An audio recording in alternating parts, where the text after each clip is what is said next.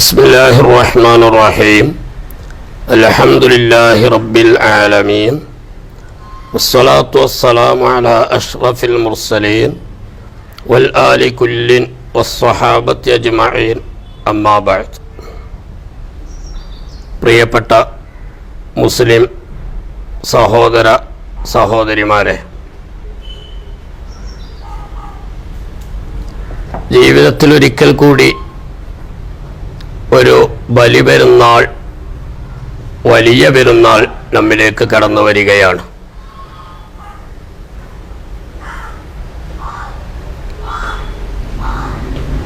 വിശുദ്ധ ഇസ്ലാമിലെ ഏറ്റവും പുണ്യ മുഹൂർത്തങ്ങളിൽ ഒന്നാണ് ബലിപെരുന്നാൾ ദിനം. ദുൽഹജ്ജ് 1 മുതൽ ദുൽഹജ്ജ് 10 കൂടിയ ദിവസങ്ങൾ വലിയ പ്രാധാന്യവും പുണ്യവുമുള്ള ദിവസങ്ങളാണ്. അൽ അയ്യാമുൽ അഷ്ർ എന്ന് പറയും. ദുൽഹജ്ജ് 1 മുതൽ 9 ഉൾപ്പെടെയുള്ള ദിവസങ്ങളിൽ 9 ദിവസവും നോമ്പ് സുന്നത്തുണ്ട്. അതിൽ ഏറ്റവും പ്രധാനപ്പെട്ടതാണ് ദുൽഹജ്ജ് 8, 9 തീയതികളിൽ ഉള്ള നോമ്പ്. 9ൻ്റെ നോമ്പ്, അറഫ നോമ്പ് നമുക്കറിയാം, നമ്മുടെ പാപങ്ങൾ പൊറുക്കപ്പെടാൻ ഏറെ കാരണമാകുന്ന വലിയ പ്രാധാന്യമുള്ള നോമ്പ് ആണ്. അൽ ഈദുൽ അദ്ഹ ബലിപെരുന്നാൾ, അൽ ഈദുൽ അക്ബർ വലിയ പെരുന്നാൾ, 2 രൂപത്തിലും പറയപ്പെടാറുണ്ട്. ബലിപെരുന്നാളിനോടനുബന്ധിച്ച് നിർവഹിക്കപ്പെടുന്ന കർമ്മങ്ങളിൽ ഏറെ പ്രാധാന്യമുള്ളതാണ് ഉളുഹിയ്യത്ത്, ബലികർമ്മം. പ്രവാചകരായ ഖലീലുല്ലാഹി ഇബ്രാഹിം അലൈഹിസ്സലാത്തു വസ്സലാം, അവിടുത്തെ പ്രിയപ്പെട്ട മകൻ ഇസ്മായിൽ അലൈഹിസ്സലാത്തു വസ്സലാം, ആ പ്രവാചകരുടെ ത്യാഗജീവിതവുമായി ബന്ധപ്പെട്ടതും അവരുടെ ഓർമ്മ, അവരുടെ സമർപ്പണം, ത്യാഗം, ആ ഓർമ്മകൾ പുതുക്കുന്നതുമായ കർമ്മമാണ് ഉളുഹിയ്യത്ത് കർമ്മം. ഉളുഹിയ്യത്തിൻ്റെ പ്രയോജനങ്ങൾ, പ്രതിഫലങ്ങൾ വ്യക്തമാക്കുന്ന നിരവധി ഹദീസുകൾ ഉണ്ട്. ഉളുഹിയ്യത്ത് നിർവഹിക്കപ്പെടുന്ന മൃഗം അതിൻ്റെ പൂർണ്ണ രൂപത്തിൽ അന്ത്യനാളിൽ ഹാജരാക്കപ്പെടുന്നതും അതിൻ്റെ രക്തത്തുള്ളികൾ ഭൂമിയിൽ വീഴുന്നതിന് മുമ്പ് തന്നെ അള്ളാഹുവിങ്കൽ അത് സ്വീകാര്യമായി തീരുന്നതും, അതിനാൽ നല്ല മനസ്സോടെ നിങ്ങൾ ഉളുഹിയ്യത്ത് നിർവഹിക്കണമെന്ന് റസൂൽ കരീം സല്ലല്ലാഹു അലൈഹി വസല്ലമ തങ്ങൾ നിർദ്ദേശിച്ചതുമായ ഹദീസ് ഇബ്നു മാജയും തുർമുദിയും ഒക്കെ റിപ്പോർട്ട് ചെയ്തിട്ടുണ്ട്. ബലിപെരുന്നാൾ ദിനത്തിൽ പണം ചെലവഴിക്കപ്പെടാൻ ഏറ്റവും ഉത്തമമായ കർമ്മം ബലികർമ്മമാണ് എന്നും ഹദീസിൽ വിശദീകരിക്കപ്പെട്ടിട്ടുണ്ട്. സാമ്പത്തികമായി സാധിക്കുന്ന സ്ത്രീ പുരുഷന്മാർക്കെല്ലാം ഉളുഹിയ്യത്ത് സുന്നത്തുണ്ട്. നമ്മുടെ ജീവിതത്തിൽ വന്നുപോയ തെറ്റുകുറ്റങ്ങൾക്ക് മാപ്പ് ലഭിക്കാൻ, അതിന് പരിഹാരമാകാൻ ഏറ്റവും പ്രധാനപ്പെട്ട ഒരു കർമ്മമാണ് ഉളുഹിയ്യത്ത്. റസൂൽ കരീം സല്ലല്ലാഹു അലൈഹി വസല്ലമ തങ്ങളുടെ പ്രിയപ്പെട്ട പുത്രി ഫാത്തിമ ബീവി റളിയല്ലാഹു അൻഹ ഉളുഹിയ്യത്ത് കർമ്മം നടത്തിയപ്പോൾ റസൂലുള്ളാഹി സ്വല്ലല്ലാഹു അലൈഹി വസല്ലമ തങ്ങൾ പറഞ്ഞത് കാണാം, നിന്റെ ഉളുഹിയ്യത്തിന് നീ സാക്ഷിയാവുക, അതിൻ്റെ ആദ്യ തുള്ളി രക്തം കാരണമായി തന്നെ നിന്റെ പാപങ്ങളെല്ലാം പൊറുക്കപ്പെടുന്നതാണ്. നല്ല മനസ്സോടെ ഉളുഹിയ്യത്ത് കർമ്മം നിർവഹിക്കുമ്പോൾ അതോടുകൂടി പാപങ്ങളെല്ലാം പൊറുക്കപ്പെടുകയാണ് എന്ന് റസൂൽ കരീം സല്ലല്ലാഹു അലൈഹി വസല്ലമ തങ്ങൾ പറഞ്ഞപ്പോൾ ഫാത്തിമ ബീവി റളിയല്ലാഹു അൻഹ ചോദിച്ചു, ഇത് നമ്മൾ നബി കുടുംബത്തിന് മാത്രമുള്ളതാണോ, അതല്ല സർവ്വ മുസ്ലിങ്ങൾക്കും ഉള്ള അള്ളാഹുവിൻ്റെ വാഗ്ദാനം ആണോ? അവിടുന്ന് നബി സല്ലല്ലാഹു അലൈഹി വസല്ലമ തങ്ങൾ മറുപടി പറഞ്ഞു, സർവ്വ മുസ്ലിങ്ങൾക്കുമുള്ളതാണ്. അപ്പോൾ ഉളുഹിയ്യത്ത് കർമ്മത്തിലൂടെ പാപങ്ങൾ പരിഹരിക്കപ്പെടും, പാപങ്ങൾക്ക് മാപ്പ് ലഭിക്കും എന്നുള്ള അള്ളാഹുവിൻ്റെ വഅദ്, അള്ളാഹുവിൻ്റെ ആ സന്തോഷം വാർത്ത എല്ലാ മുസ്ലിങ്ങൾക്കും ബാധകമാണ്. നല്ല മനസ്സോടെയും പ്രതീക്ഷയോടെയും ഉളുഹിയ്യത്ത് നിർവഹിച്ചാൽ അത് നരകത്തിൽ നിന്ന് കാവലാകും, നരകത്തിൽ നിന്നുള്ള മറയാകും എന്നെല്ലാം ഹദീസുകളിൽ റിപ്പോർട്ട് ചെയ്യപ്പെട്ടിട്ടുണ്ട്. ഉളുഹിയ്യത്ത് നിർബന്ധമാണ് എന്ന് ചില മദ്ഹബുകളിൽ അഭിപ്രായമുണ്ടെങ്കിലും ഷാഫിഈ മദ്ഹബ് അനുസരിച്ച് ഉളുഹിയ്യത്ത് സുന്നത്താണ്, വളരെ മുഅക്കദായ സുന്നത്താണ്.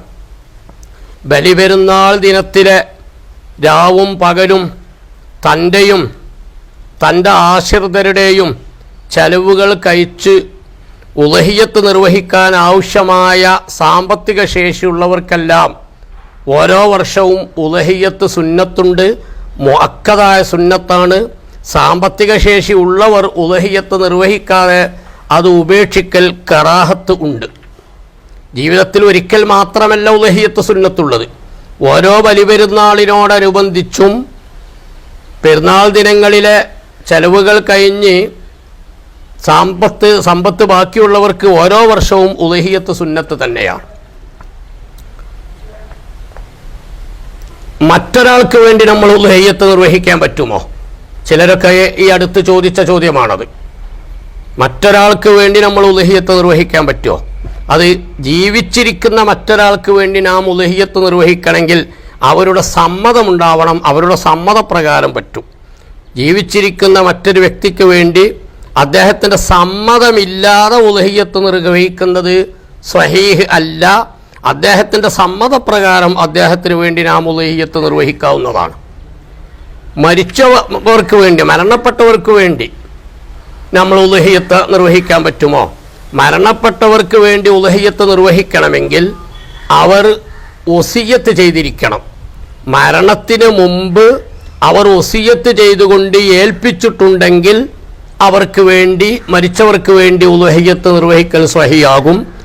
മരിച്ചവർ വസിയ്യത്ത് ചെയ്തിട്ടില്ലെങ്കിൽ അവരുടെ വസിയ്യത്തില്ലാതെ മരിച്ചവർക്ക് വേണ്ടിയുള്ള ഉളുഹിയ്യത്ത് സ്വഹീഹ് അല്ല.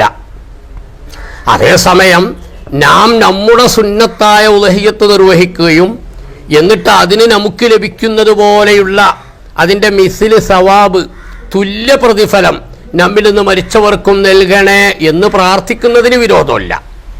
ധാരാളമായി അന്വേഷണങ്ങൾ വരുന്നൊരു വിഷയമാണത്. മരണപ്പെട്ടു പോയ പിതാവിന് വേണ്ടി മകൻ ഉളുഹിയ്യത്ത് നിർവഹിക്കാമോ? മരണപ്പെട്ട മാതാവിന് വേണ്ടി മകൻ ഉളുഹിയ്യത്ത് നിർവഹിക്കാമോ? അതിൻ്റെ മറുപടിയാണ് ഞാൻ വിശദീകരിക്കുന്നത്. മരിച്ചവർക്ക് വേണ്ടി ഉളുഹിയ്യത്ത് എന്നുള്ള ആ കർമ്മം നിർവഹിക്കണമെങ്കിൽ അവരുടെ വസിയ്യത്ത് നിർബന്ധമാണ്. വസിയ്യത്തുണ്ടെങ്കിലേ നിർവഹിക്കാവൂ. അവർ വസിയ്യത്ത് ചെയ്തിട്ടില്ലെങ്കിൽ മരിച്ചവർക്ക് വേണ്ടി നാം ഉളുഹിയ്യത്ത് കർമ്മം നിർവഹിക്കുക എന്നത് സ്വീകാര്യമല്ല, സ്വഹീഹ് അല്ല. അതേസമയം നാം നമുക്ക് വേണ്ടി നമ്മുടെ ഉളുഹിയ്യത്ത് കർമ്മം നിർവഹിക്കുകയും അതിൻ്റെ മിസ്ല് സവാബ് നമുക്ക് അള്ളാഹുങ്കൽ സ്വീകാര്യമായാൽ നമുക്ക് ലഭിക്കുന്ന പ്രതിഫലത്തോട് തുല്യമായ പ്രതിഫലം നമ്മുടെ മരണപ്പെട്ട ഉപ്പക്ക് എത്തിച്ചു കൊടുക്കണേ, അല്ലെങ്കിൽ ഉമ്മക്ക് എത്തിച്ചു കൊടുക്കണേ എന്നിങ്ങനെ ദുആ ചെയ്യുന്നതിന് വിരോധം ഇല്ല. ഉളുഹിയ്യത്ത് ഉദ്ദേശിച്ച ആളുകൾ, ഈ ബലിപെരുന്നാളിനോടനുബന്ധിച്ച് ഉളുഹിയ്യത്ത് നടത്തണമെന്നുദ്ദേശിച്ച ആളുകൾ ദുൽഹജ്ജ് മാസം തുടങ്ങിയതു മുതൽ ഉളുഹിയ്യത്ത് കർമ്മം നിർവഹിക്കുന്നത് വരെ അവർ താടിയും മുടിയും നഖവും ഒന്നും നീക്കാതിരിക്കൽ സുന്നത്താണ്. അങ്ങനെ ഉളുഹിയ്യത്ത് ഉദ്ദേശിച്ചവർക്ക് ദുൽഹജ്ജ് മാസം തുടങ്ങുന്നതിന് മുമ്പ് മുടിയും നഖവുമൊക്കെ നീക്കി വൃത്തിയാക്കി വെക്കാം. ഉളുഹിയ്യത്ത് ഉദ്ദേശിച്ചവർ ദുൽഹജ്ജ് മാസം പ്രവേശിച്ചു കഴിഞ്ഞാൽ പിന്നീട് ആ ഉളുഹിയ്യത്ത് അറവ് നടക്കുന്നത് വരെ മുടി, നഖം തുടങ്ങിയ ഭാഗങ്ങൾ നീക്കം ചെയ്യാതിരിക്കൽ പ്രത്യേക സുന്നത്തുണ്ട്. ഹദീസിൽ തന്നെ വന്നതാണത്. ഉളുഹിയ്യത്ത് ഉദ്ദേശിച്ചവർ ദുൽഹജ്ജ് മാസമായാൽ അറുക്കുന്നത് വരെ അവൻ്റെ മുടിയും നഖവും ഒന്നും നീക്കം ചെയ്യരുത് എന്ന് ഹദീസുകൾ വന്നിട്ടുണ്ട്. നഖവും മുടിയും ഒക്കെ അങ്ങനെ ദുൽഹജ്ജ് മാസമായതിനു ശേഷം ഉളുഹിയ്യത്തിന് മുമ്പായി നീക്കം ചെയ്യൽ കറാഹത്ത് ആണ്. വലിയ പ്രധാനപ്പെട്ട എന്തെങ്കിലും ഒരു അത്യാവശ്യം വരികയാണെങ്കിൽ, ഉദാഹരണം ഒരു നഖം പൊട്ടിപ്പോയി, അതങ്ങനെ നിർത്തുന്നതിൽ ബുദ്ധിമുട്ട് വന്നു, അല്ലെങ്കിൽ ഒരു പല്ല് വലിയ വേദനയുണ്ട്, പറിച്ചൊഴിവാക്കേണ്ട സാഹചര്യം വന്നു, അങ്ങനെ പ്രത്യേക കാരണങ്ങളുടെ പേരിലാണെങ്കിൽ കറാഹത്ത് ഇല്ല. അതല്ലെങ്കിൽ അതിനിടയിലുള്ള വെള്ളിയാഴ്ചകളിലാണെങ്കിൽ പോലും ഉളഹിയത്ത് ഉദ്ദേശിച്ചവർ ദുൽഹജ്ജ് മാസം ആരംഭിച്ചത് മുതൽ ഉളഹിയത്ത് കർമ്മം നിർവഹിക്കുന്നത് വരെ അതിനിടയിൽ മുടിയും നഖവും പല്ലും അങ്ങനെയുള്ള ഭാഗങ്ങളൊന്നും നീക്കം ചെയ്യരുത്. അത് കറാഹത്തുണ്ട്. ഉളഹിയത്ത് മുഖേന ലഭിക്കുന്ന ആ പുണ്യം മഗ്ഫിറത്ത് ശരീരത്തിന് മൊത്തം വ്യാപകമായി ലഭിക്കണം എന്നത് അതിൻ്റെ ഒരു യുക്തിയാണ്, അതിൻ്റെ ഒരു ഹിക്മത്ത് ആണ്. ഉളഹിയത്ത് മൃഗങ്ങൾ ആട്, മാട്, ഒട്ടകം ഇതാണ് ഉളഹിയത്ത് മൃഗങ്ങൾ. ആട്, മാട്, ഒട്ടകം ഇതാണ് ഉളഹിയത്ത് മൃഗങ്ങൾ. മാട് എന്ന് പറഞ്ഞാൽ പോത്തും മൂരിയും കാളയും പശു, എരുമ ഇതെല്ലാം ഉളഹിയത്തിന് പറ്റുന്ന മൃഗങ്ങളാണ്. പശു ഉളഹിയത്തിന് പറ്റും, പോത്തിനെ ഉളഹിയത്തിറക്കാം, കാളയെ ഉളഹിയത്തിറക്കാം, മൂരിയെ ഉളഹിയത്തിറക്കാം. ഇതെല്ലാം ഉളഹിയത്തിന് പറ്റുന്ന മൃഗങ്ങളാണ്. മൃഗത്തിന് നിബന്ധനയുണ്ട്, നിശ്ചിത പ്രായമുണ്ട്. ഒട്ടകത്തെയാണ് അറക്കുന്നതെങ്കിൽ 5 വയസ്സ് പൂർത്തിയായിരിക്കണം. മാട് അഥവാ പോത്ത്, മൂരി, കാള മാട് വർഗത്തിൽപ്പെട്ട മൃഗത്തെയാണ് അറക്കുന്നതെങ്കിൽ 2 വയസ്സ് പൂർത്തിയായിരിക്കണം. ആട് 2 ഇനമുണ്ട്. കോലാട്, നെയ്യാട് എന്നിങ്ങനെ പഴയകാല ഉസ്താദുമാർ പറഞ്ഞു തരും. നെയ്യാടിന് 1 വയസ്സ് പൂർത്തിയായാൽ തന്നെ അത് ഉളഹിയത്തിന് സ്വീകാര്യമാണ്. കോലാടിന് 2 വയസ്സ് പൂർത്തിയായാലേ അത് ഉളഹിയത്തിന് പറ്റൂ. നമ്മുടെ നാട്ടിലുള്ള ആടുകളൊക്കെ പൊതുവെ കോലാട് വകുപ്പിൽപ്പെട്ട ആടുകളാണെന്നും അതിന് ഉളഹിയത്തിറക്കണമെങ്കിൽ 2 വയസ്സ് പൂർത്തിയായി കിട്ടണമെന്നുമാണ് പഴയകാല ഉസ്താദുമാർ പഠിപ്പിച്ചിട്ടുള്ളത്. അതുകൊണ്ട് നമ്മുടെ നാട്ടിൽ ആടിനെ ഉളഹിയത്തിറക്കുമ്പോൾ 2 വയസ്സ് പൂർത്തിയാവേണ്ടതുണ്ട്. ഉളഹിയത്ത് എന്ന കർമ്മം ലഭിക്കാൻ അതിൻ്റെ ഏറ്റവും മിനിമം ആവശ്യമുള്ളത് ഒന്നിനിക്കൽ 1 ആട് അല്ലെങ്കിൽ ഒട്ടകം, മാട് വകുപ്പിൽപ്പെട്ട മൃഗങ്ങളുടെ 7-1. ഉളഹിയത്ത് കർമ്മം ലഭിക്കാൻ മിനിമം നിർബന്ധമുള്ളത് 1 ആട് അല്ലെങ്കിൽ ഒട്ടകം, മാട് വകുപ്പിൽപ്പെട്ട മൃഗങ്ങളുടെ 7-1. 7 ആൾ ചേർന്നുകൊണ്ട് ഒരു കാളയെ ഉളഹിയത്തിറക്കുമ്പോൾ ഒരാളുടെ ഓഹരി 7-1. അത് മതി. അതേസമയം 8 ആൾ ചേർന്നുകൊണ്ട് ഉളഹിയത്തിറക്കുമ്പോൾ 8 ആൾ തുല്യമായി പണമെടുത്തുകൊണ്ടൊരു കാളയെ ഉളഹിയത്തിറക്കുമ്പോൾ ഒരാളുടെ അവകാശം 8-1 ഉള്ളൂ, 7-1 ഇല്ല. അതുകൊണ്ട് അവിടെ ആർക്കും ഉളഹിയത്ത് ലഭിക്കുകയില്ല. ഉളഹിയത്ത് കർമ്മം ലഭിക്കാൻ ഏറ്റവും മിനിമം വേണ്ടത് ഒന്നിനിക്കൽ 1 ആടായിരിക്കണം, അല്ലെങ്കിൽ ഒട്ടകം, മാട് വകുപ്പിൽപ്പെട്ട മൃഗങ്ങളുടെ 7-1 ഉണ്ടാവണം. അതാണ് ഉളഹിയത്തിൻ്റെ മിനിമം. മാക്സിമം കൂടിയാൽ എത്രയുമാവാം. 100 ആടുകളെ ഒരാൾക്ക് ഉളഹിയത്തറവ് നടത്താം, 100 ഒട്ടകങ്ങളെ ഒരാൾക്ക് ഉളഹിയത്തറവ് നടത്താം. കൂടിയാൽ ഇത്ര എണ്ണമേ അറക്കാവൂ എന്ന പരിധി നിശ്ചയിക്കപ്പെട്ടിട്ടില്ല. മിനിമത്തിന് പരിധിയുണ്ട്. അതാണ് ഞാൻ നേരത്തെ വിശദീകരിച്ചത്. അപ്പോൾ ഒരു കാളയിൽ പലരും കൂടി ചേർന്ന് പങ്കായി ഷെയറായി ഉളഹിയത്തിറക്കുമ്പോൾ ആടിൽ ഷെയർ പറ്റില്ല. ഒരാട് ഒരാൾക്കേ പറ്റൂ. 2 ആൾ ചേർന്നുകൊണ്ട് ഒരാടിനെ ഉളഹിയത്തറത്താൽ 2-ൽ ആർക്കും ഉളഹിയത്ത് ലഭിക്കുകയില്ല. ആടിൽ പങ്കാളിത്തം പറ്റില്ല എന്ന് ചുരുക്കം. ഒരാട് ഒരാൾക്കേ പറ്റൂ. കാരണം ഉളഹിയത്തിൻ്റെ മിനിമം ആണ് 1 ആട്. 2 ആൾ ചേർന്നുകൊണ്ട് ഒരാടിനെ ഉളഹിയത്ത് നിർവഹിച്ചാൽ ഒരാൾക്കൊരാട് പൂർണ്ണമായി ഉണ്ടാകൂലല്ലോ. അതുകൊണ്ട് ഉളഹിയത്ത് ലഭിക്കൂല. ആടല്ലാത്ത മറ്റു മൃഗങ്ങൾ അഥവാ ഒട്ടകം, മാട് ഇതിലൊക്കെ 7 ആളുകൾക്ക് വരെ പങ്ക് ചേരാം. ഒരാൾക്ക് ഒറ്റക്കറക്കാം, 2, 3, 4, 5 ആളുകൾ ചേർന്നിറക്കാം. 7 ആൾ മാക്സിമമാണ്.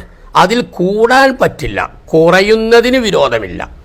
5 പേർ ചേർന്നുകൊണ്ട് ഒരു കാളയെ ഉളഹിയത്തറുത്താൽ എല്ലാവർക്കും ഉളഹിയത്ത് ലഭിക്കുന്നതാണ്. 6 പേർ ചേർന്നുകൊണ്ടൊരു കാളയെ ഉളഹിയത്തറുത്താലും എല്ലാവർക്കും ഉളഹിയത്ത് ലഭിക്കുന്നതാണ്. പക്ഷെ കൂടിയാൽ 7 ആളുകളെ പറ്റൂ. 8 പേർ ചേർന്നുകൊണ്ട് പണമെടുത്തുകൊണ്ട് 8 ആൾക്കും കൂടി പങ്കാളിത്തമുള്ള രൂപത്തിൽ ഒരു കാളയെ അറുത്താൽ അല്ലെങ്കിൽ ഒരു മാടിനെ അറുത്താൽ ഉളഹിയത്ത് ലഭിക്കുകയില്ല. ഇവിടെ കൂട്ടമായി ഉളഹിയത്തറക്കുമ്പോൾ പല കാര്യങ്ങളും ശ്രദ്ധിക്കേണ്ടതുണ്ട്. കൂടുതൽ ഇപ്പോൾ വിശദമായി പറയുന്നില്ല. കൂട്ടമായി ഉളഹിയത്തറക്കുമ്പോൾ 7 ആളുകൾ ചേർന്നുകൊണ്ട്, മാക്സിമം കൂടിയാൽ 7 ആളുകളെ പറ്റൂ എന്ന് പറഞ്ഞല്ലോ. 7 ആളുകൾ ചേർന്നുകൊണ്ട് ഒരു മൃഗത്തെ വാങ്ങി ഉളഹിയത്തറക്കുമ്പോൾ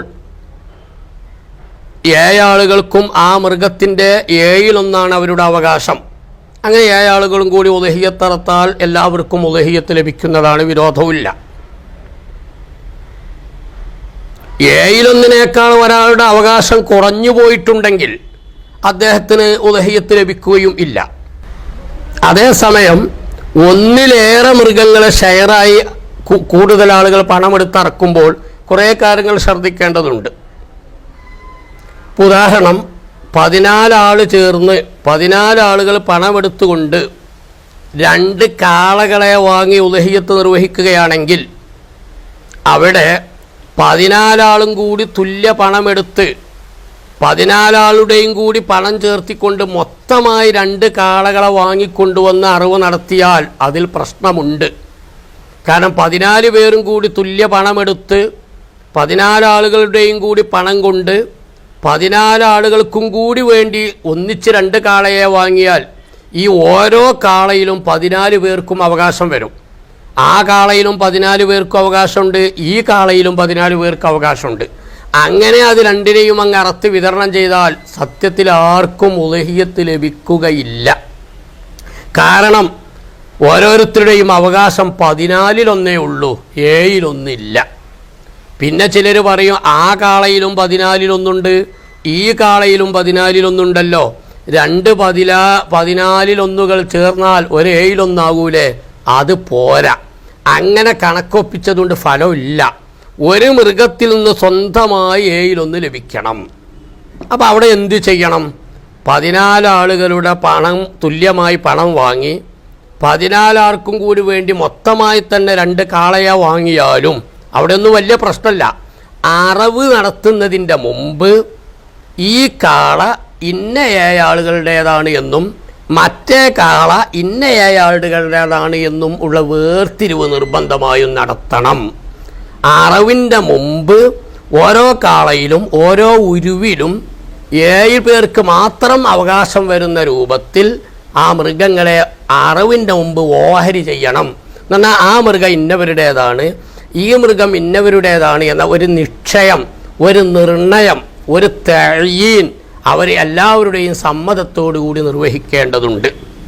ഞാനിത് പറയുന്നത് ചിലർക്കൊരു ധാരണയുണ്ട്, ഒരു മൃഗത്തെ 7 ആളുകൾ ചേർന്ന് അറിവ് നടത്തിയാൽ അറിവിന് ശേഷം വിതരണത്തിൻ്റെ മുമ്പായി ആ മാംസങ്ങൾ 7 ഓഹരികളായി ഇങ്ങനെ വേർതിരിച്ച് വെക്കണം, എന്നിട്ട് വിതരണം ചെയ്യണം, അത് നിർബന്ധമാണ് എന്നൊരു ധാരണ ചിലർക്കുണ്ട്. അത് ശരിയല്ല.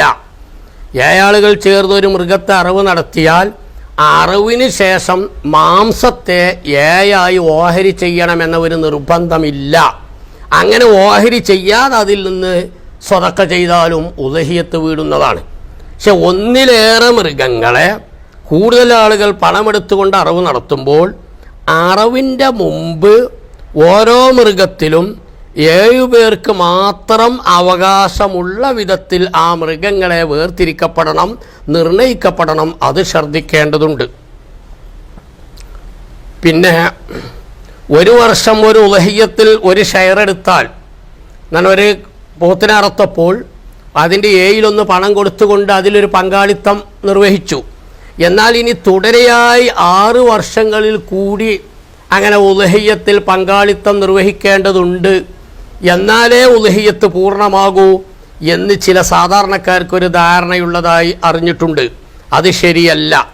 ഉലഹിയത്തിൻ്റെ 7-1 ഒരു വർഷം സ്വീകരിച്ചുകൊണ്ട് ഉലഹിയത്ത് കർമ്മം നടത്തി എന്നതിൻ്റെ പേരിൽ പിന്നീട് 6 വർഷങ്ങളിലും കൂടി ഉലഹിയത്തിൽ പങ്കാളിയാവൽ നിർബന്ധം ഇല്ല.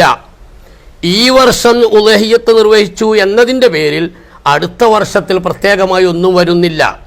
അതേസമയം ഓരോ വർഷവും സാമ്പത്തികമായി സാധിക്കുന്നവർ ഓരോ വർഷവും ഉലഹിയത്തിന് സാധിക്കുമെങ്കിൽ ഓരോ വർഷവും ഉലഹിയത്ത് നിർവഹിക്കൽ മുഅക്കദായ സുന്നത്താണ് എന്ന അടിസ്ഥാന നിയമമുണ്ട് എന്ന് മാത്രം.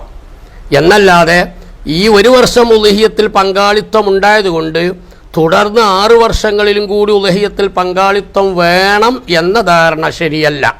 ഉലഹിയത്ത്, അഖീഖറവ് ഇത് രണ്ടും 2 അറവാണ്, 2 കർമ്മങ്ങളാണ്.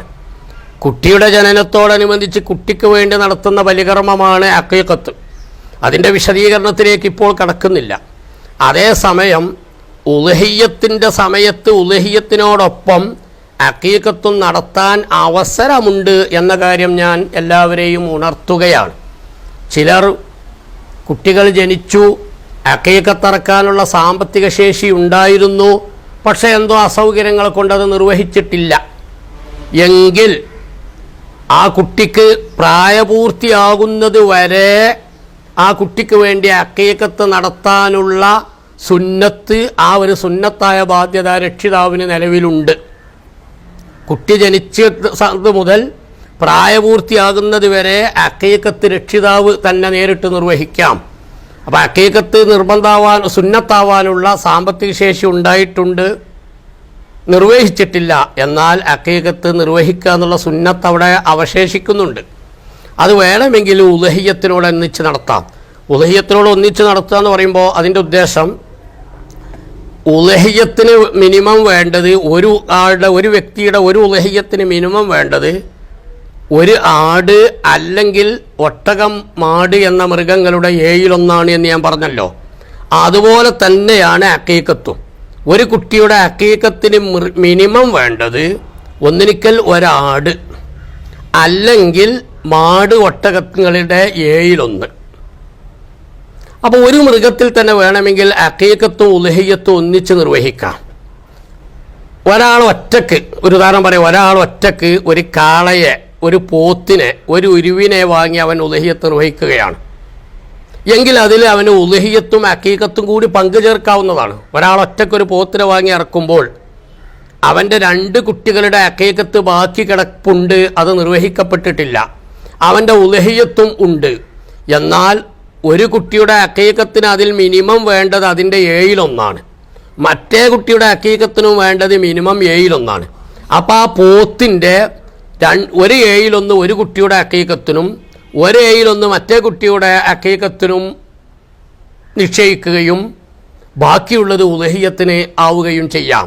അപ്പോൾ ആ മൃഗത്തെ അറക്കുന്ന സമയത്ത്, അല്ലെങ്കിൽ മൃഗത്തെ വേർതിരിച്ച് നിർത്തിയിട്ട് അറവിന് മുമ്പായി ഈ മൃഗത്തെ ഞാൻ എൻ്റെ സുന്നത്തായ ഉളുഹിയ്യത്തിനും എൻ്റെ ഇന്ന കുട്ടികളുടെ അഖീഖത്തും നിയ്യത്ത് ചെയ്ത് അറക്കുന്നു എന്ന് നിയ്യത്ത് ചെയ്താൽ ആ മൃഗത്തിൽ ഉളുഹിയ്യത്തും അഖീഖത്തും നടക്കുന്നതാണ്. അപ്പോൾ ഒരു കാളയാണെങ്കിൽ ഒരു ഉളുഹിയ്യത്തിനോടൊപ്പം വേണമെങ്കിൽ 6 കുട്ടികളുടെ അഖീഖയും കൂടി അതിൽ ഉൾപ്പെടുത്താൻ അവസരമുണ്ട്. ഇനി പലരും കൂടി ഷെയർ ചെയ്തൊരു മൃഗത്തറക്കുകയാണെങ്കിൽ വേണമെങ്കിൽ 6 ആളുകൾ ഉളുഹിയ്യത്ത് നിയ്യത്ത് ചെയ്തുകൊണ്ട് പങ്കുചേരുന്നു, ഒരാൾ തൻ്റെ കുട്ടിയുടെ അഖീഖത്ത് ഉദ്ദേശിച്ചുകൊണ്ടും പങ്കുചേരുന്നു. അപ്പോൾ അതിനും വിരോധമില്ല. അപ്പോൾ ഒരാളുടെ കുട്ടിയുടെ അഖീഖയാണ് നിയ്യത്ത് ചെയ്യേണ്ടത്, മറ്റു 6 ആളും അവരുടെ ഉളുഹിയ്യത്തുമാണ് നിയ്യത്ത് ചെയ്യേണ്ടത്. അങ്ങനെ ഒരു മൃഗത്തിൽ തന്നെ ഉളുഹിയ്യത്തും അഖീഖത്തും കൂടി പങ്കുചേരാവുന്നതാണ് എന്ന് ചുരുക്കം. ഇനി ഒരു വ്യക്തിക്ക് ഒരു മൃഗത്തെ ഇറക്കുന്നുണ്ട്, 7 ആളുകൾ ചേർന്ന് ഇറക്കാനാണ് ഉദ്ദേശം. അതിൽ ഒരാൾക്ക് തനിക്കൊരു ഉളുഹിയ്യത്തും ലഭിക്കണമെന്ന ആഗ്രഹമുണ്ട്, തൻ്റെ ഒരു കുട്ടിയുടെ അഖീഖയും നിർവഹിക്കണമെന്ന ആഗ്രഹമുണ്ട്. എന്നാൽ അവന് ആ മൃഗത്തിൻ്റെ 2 ഷെയറുകൾ, എന്നാൽ 2 7/1 പണം കൊടുത്ത് അതിനവൻ അവകാശപ്പെടുത്തിയാൽ മതി. ഒരു 7/1 അവൻ്റെ ഉളുഹിയ്യത്തിനും ഒരു 7/1 അവൻ്റെ കുട്ടിയുടെ അഖീഖക്കും. പക്ഷെ അങ്ങനെയാകുമ്പോൾ ഇനി ആ മൃഗത്തിൽ വേറെ 5 പേരെ പറ്റൂ, 6 പേര് പറ്റില്ല. കാരണം 2 ഷെയർ ഇവനെ എടുത്തല്ലോ, ഒന്ന് ഉളുഹിയ്യത്തിനും മറ്റേത് അഖീഖത്തിനും. അപ്പോൾ ഇനി 5 ഷെയറുകളെ അതിൽ ബാക്കിയുള്ളൂ, 5 പേർക്കും കൂടി ചേരാം. അങ്ങനെ 5 ആളുകൾ ഉളുഹിയ്യത്ത് മാത്രം ഉദ്ദേശിച്ചുകൊണ്ട് ഓരോ 7/1, ഒരാൾ തൻ്റെ ഉളുഹിയ്യത്തും തൻ്റെ കുട്ടിയുടെ അഖീഖയും കൂടി ഉദ്ദേശിച്ചുകൊണ്ട് 2 ഷെയറുകളും, ഇങ്ങനെയും ചെയ്യാം. ഓർമ്മപ്പെടുത്തിയത്, ഉളുഹിയ്യത്തിൻ്റെ സമയത്തിനോടനുബന്ധിച്ച് ഉളുഹിയ്യത്ത് നടക്കുമ്പോൾ അതിൻ്റെ കൂടെ അഖീഖയും നടത്താനുള്ള അവസരം ഉണ്ട് എന്ന് ഓർമ്മിപ്പിക്കുകയാണ് ചെയ്തത്. അതേസമയം ഉളുഹിയ്യത്തിൻ്റെ മാസമല്ലാത്ത, ബലിപെരുന്നാളിൻ്റെ അനുബന്ധ സമയമല്ലാത്ത മറ്റു സമയങ്ങളിൽ നമ്മളെ അഖീഖത്ത് നടത്തുമ്പോൾ അന്ന് അതിൻ്റെ കൂടെ ഉളുഹിയ്യത്ത് നടത്താൻ പറ്റില്ല. കാരണം ഉളുഹിയ്യത്തിന് നിശ്ചിത സമയമുണ്ട്. ആ സമയത്തിലേക്ക് അഖീഖത്തിനെയും കൂടി അതിൻ്റെ കൂടെ വലിച്ചു കൂട്ടാം എന്നാണ് പറഞ്ഞത്. മറ്റേതോ സമയത്ത് അഖീഖത്ത് നടക്കുമ്പോൾ അതിൻ്റെ കൂടെ അങ്ങോട്ട് ഉളുഹിയ്യത്തിനെ ചേർത്താൻ പറ്റില്ല.